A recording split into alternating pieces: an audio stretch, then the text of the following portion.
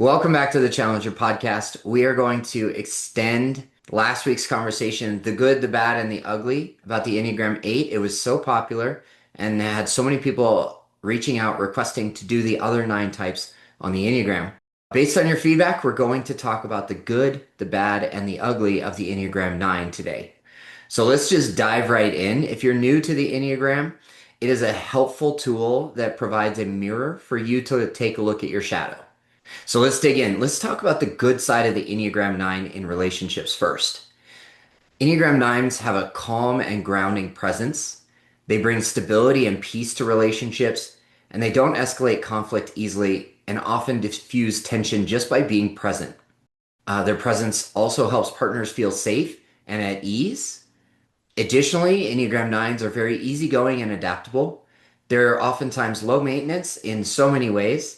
An Enneagram 9 is happy to go along with plans, create harmony instead of unnecessary drama. Also, Enneagram 9s at their best tend to be empathetic and accepting, very non-judgmental, and deeply accepting of others. They create space where partners feel seen and valued for who they are. And I think that the 9 can empathize with other Enneagram types because the 9 is known as the crown of the Enneagram, and they hold all 9 types within them. That's why they oftentimes are known as the peacekeepers, because they can tune in and become attuned to other people's experiences much better than a lot of the other personality types on the Enneagram. Also, Enneagram 9s are great mediators. They can see multiple perspectives and they often bring balance during disagreements and can help restore connection quickly and seamlessly. You might see Enneagram 9s showing up at work in this way, being great mediators. But if you're in a relationship with a 9, even though they tend to be quiet, they can be great mediators in disagreements and conflict. And finally, at their best, Enneagram 9s are loyal and steady. They value consistency, and once committed, they're usually in it for the long haul. My daughter is a 9. She's very consistent. Although she's an introvert, she can be very calm, cool, steady, quiet, but very consistent overall. Now let's talk about the bad side of the Enneagram. This is when an Enneagram 9 is at average mental health or emotional health. They can become conflict avoidant, oftentimes sweeping issues under the rug rather than facing them head on, which for an Enneagram 8 is very challenging. We oftentimes want to face the conflict.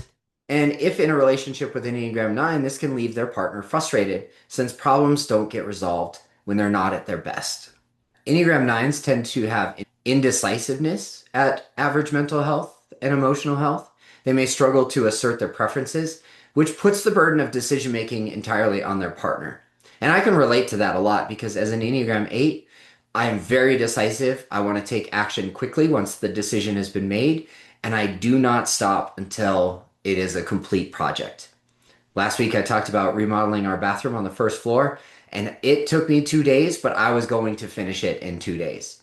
The only delay is getting paint done and installing the mirror, which takes time to ship to the house. Back to Enneagram 9s, though. Over time, the partner in a relationship with an Enneagram 9 may feel like they're in a relationship alone, which can definitely lead us down a slippery slope of loneliness and resentment being built in a relationship with an Enneagram 9.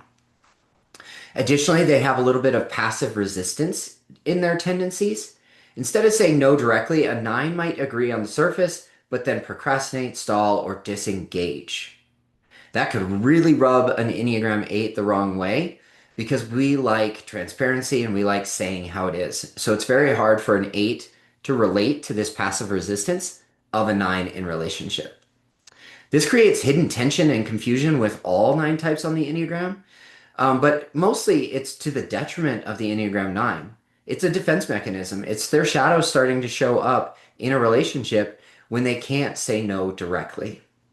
And ultimately, they have a tendency to merge with others. They can lose their own sense of self, adopting their partner's likes, dislikes, and priorities while neglecting their own, which can over time build to resentment. And finally, the 9 can become withdrawn and complacent. Because they dislike rocking the boat, they may resist change or growth, even when it's needed for their relationship to be sustainable and to last. And finally, let's talk about the disintegrated version of the nine, the ugly side of the nine in relationships. They are completely withdrawn. Under stress, nines can emotionally and sometimes physically check out, disappearing into distractions like TV, food, or endless scrolling. Their partner may end up feeling abandoned or invisible as a result, and it could be to the detriment of the relationship overall. The nine tends to numb and disconnect to avoid discomfort. They may shut down emotionally and cut themselves off from both their own feelings and their partner's needs, wants, and desires.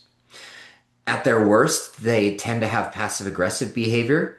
When resentment builds, a nine may express anger indirectly through sarcasm, stubborn silence, or subtle sabotage. And if you've ever been in a relationship with somebody who's self sabotaging, this can really be disconnecting. And it's very hard to enter into the world or get into the shadow with a passive aggressive person because it's purely from a place of fear and self sabotage.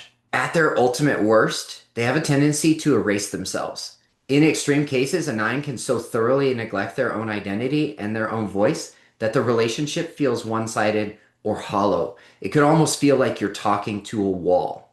One word answers, no response to text message outreach, no chores, no projects getting done around the house, no follow through on promises made, or very little promises kept. And that can leave partners feeling like they're in a relationship with a shadow and not a fully engaged person, which can end up being a disruption in the relationship and needing possibly couples counseling in order to re-engage the Enneagram 9 when they're at this place in their life.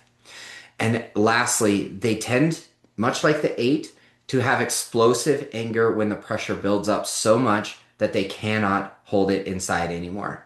Although that's rare, when years of unspoken frustration pile up, a 9 can suddenly erupt in anger, rage, emotions, fear, self-sabotage. And then on the last point, a partner in relationship with a 9 is oftentimes blindsided because the 9 seems fine until the rupture or blow up. Let's summarize today's conversation because it's not all bad. We're not going to use the Enneagram as a weapon. We're not going to weaponize it and say, oh, you're behaving this way because you're a 9. Because each and every Enneagram type has their own gifts, opportunities for growth, and their own weaknesses and fallibilities that the shadow work helps illuminate. So, in summary, at their best, 9s bring harmony, gentleness, and a steady love to relationships.